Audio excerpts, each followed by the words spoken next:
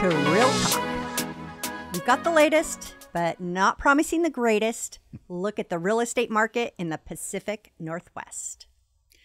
With me, I have the Laurel to my Hardy, the Sunny to my Cher, and the Bert to my Ernie, Mr. Terry Rommel.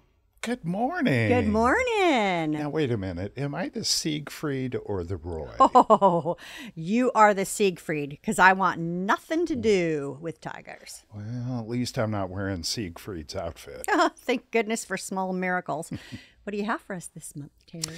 You know, I've got all kinds of great market data, some notable trends, some explanation of statistics, and courtesy of you, Beth Raymer, some RMLS updates. Great. So let's get started. What should our subscribers focus on this month? Here's the headline. Headlines.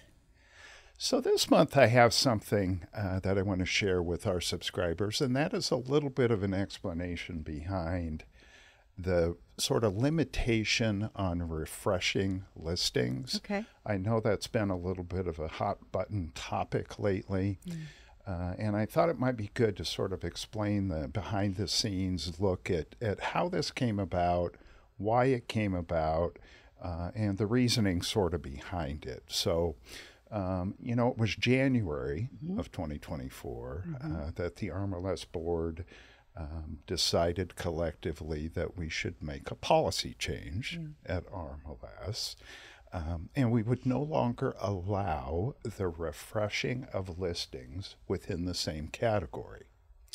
We understand that that was a strategy that was employed by some agents, occasionally, to try to refresh their listing. Right. Improve visibility of the property, you know, get it back to the top of the hot sheet, all those things.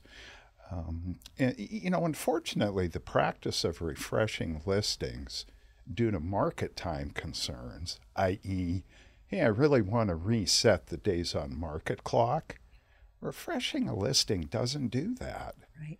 You know, the days on market is threaded against the address, not the MLS number. So if that was, in fact, the motivation for using this process, it wasn't all that effective. You know, there were additional ethical concerns discussed by the RMLS board. You know, in this time of really enhanced scrutiny on the real estate industry, you know, you hear a lot of talk about transparency and how these things need to be handled in a much more clear and understandable way. The board also felt that there was a little bit of lack of transparency, perhaps. The whole refreshing of listings, you know, the word transparency, for one thing, is sort of the word of the day in the real estate industry. And refreshing a listing is seemingly an attempt to sort of subvert this really important element of our industry. So in order to continue to improve transparency and clarity for the co-op, let's never forget, RMLS is a cooperative, and we serve over 14,000 realtor practitioners. The board made a decision to update the policy and no longer allow the refreshing of listings. Now, there are some circumstances where it can happen. They're fairly few, but we really want to just thank the co-op for making the necessary adjustments in their business practices to comply with this policy change. If you have any questions at all about sort of how does it work, or any additional questions about why this came about, please reach out to our data accuracy staff. They have a clear understanding of sort of the who, what, when, where, why, and how this all came about, and they would be happy to discuss it. Great. So, Thank you, Terry.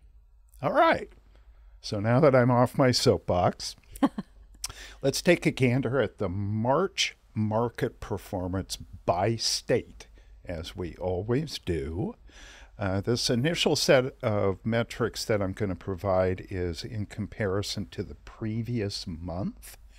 And we'll start with Oregon. Okay. Inventory did sink 4/10 of a month's supply, and that means that there's a 9/10 of a month supply drop since January. So we've lost almost a full month of supply since January. Most of the other key metrics, though, outside of a small dip in the median sales price, did see gains.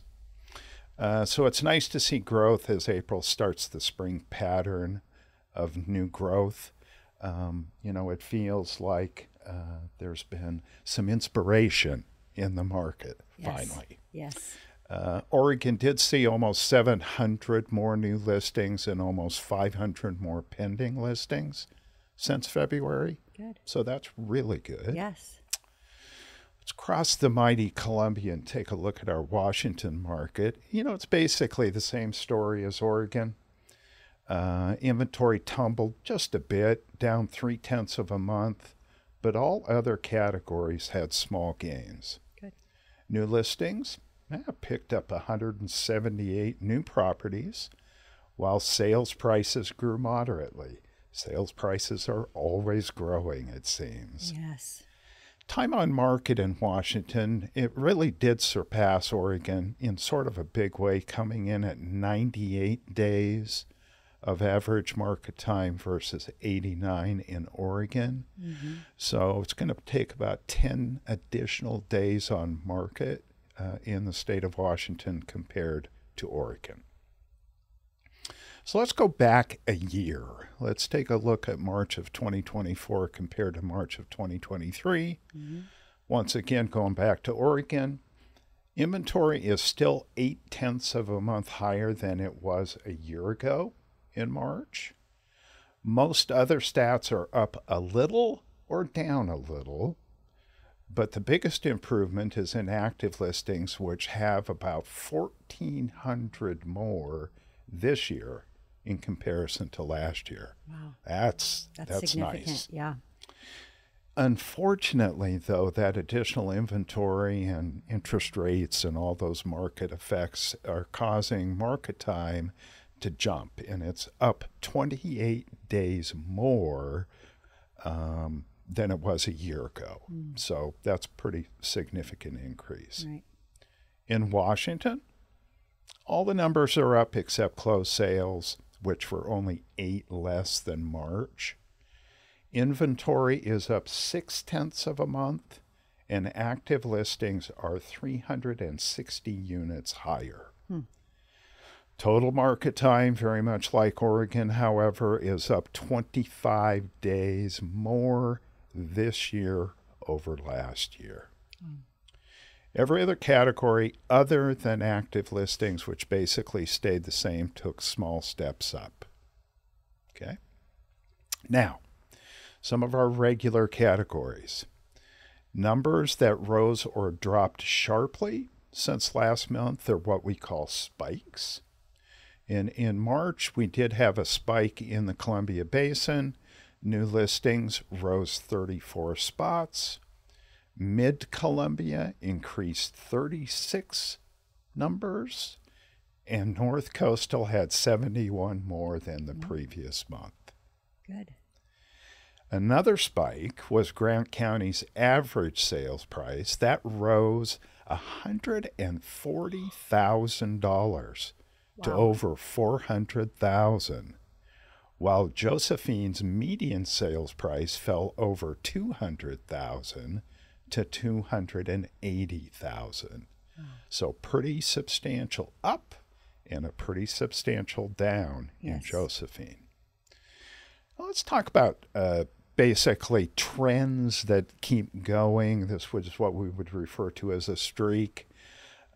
Typically, we talk about longer ongoing trends when we refer to streaks, but it looks like most of our streaks have hit the end of the road.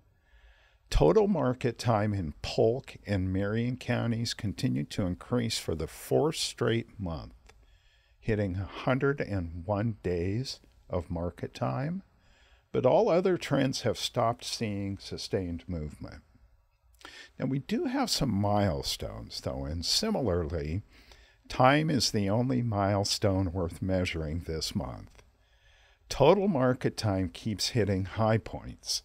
For Columbia Basin, it's the highest it's been since 2018. For Lane County, it's the highest since 2016. Wow. Southwest Washington is higher than it's been since 2015.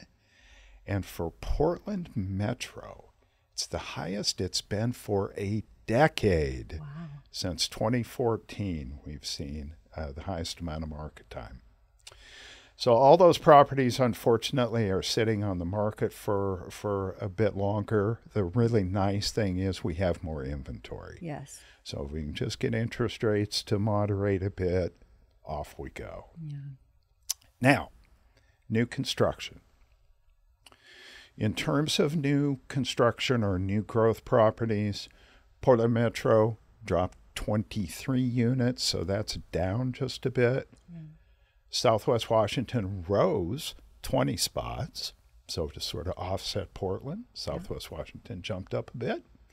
Lane County fell 7 spots. Okay. So it looks like March didn't really bring the inventory everyone hopes for, but small gains were definitely seen. Since we're knee-deep in statistics, now's a great time to introduce a new segment, appropriately called Understanding Statistics. Yeah. Here's our statistical specialist, Jordan, with some stat tips. So we put out a lot of statistics, so it's easy to be confused about the differences between them when many of them are very similar. So here is an explanation for a couple of the ones we provide. Inventory is a metric for assessing market supply and demand dynamics. We keep it at the very top of our market action reports because it's one of the very first stats we want subscribers to be able to look at. It's calculated by dividing active listings by closed sales. A low inventory suggests a high demand relative to supply. On the other hand, a high inventory suggests a low demand relative to supply. There's a bit of an ideal sweet spot between having enough properties for buyers to choose from, but not so many that there aren't enough buyers to purchase them. Next, let's get into active counts. Since statuses are constantly changing, the number of active counts you see in are a snapshot in time. They represent the number of active listings on the day the data was pulled. For example, on the March market action, active counts show the number of active listings as of April 1st. Knowing the active counts gives realtor a snapshot of available supply, enabling them to gauge market competitiveness. I hope that helps. I'll be back next month with more stat breakdowns, but if you have any questions, email us at communications@rmls.com. Now for some RMLS news. Make sure you go take the annual technology survey. Yes. If you want your feedback considered for what programs and tools we make available to you, this is your chance. This year's survey is only 2 questions and won't take more than 2 minutes. Plus, you may win a $250 gift card. Look for the link on RMLS Web or in your weekly newsletter. Also, it's Fair Housing Month, and we'll be providing resources to promotions and collateral all month to help support equality in the housing market. Nice. Yeah. Aligned Showing continues to grow. Broadcast messages just became unlimited. Nice. And there's a new route feature to explore which lets you manage multiple showings. And there's a slew of new upgrades on the mobile app. So just search Aligned Showings on RMLS Web to learn more. Very nice. And with that, like dust in the wind, we blow away. Have a terrific month, and we'll see you next time. With that, Terry, be true to yourself. Make each day a masterpiece. Help others. Drink deeply from good books.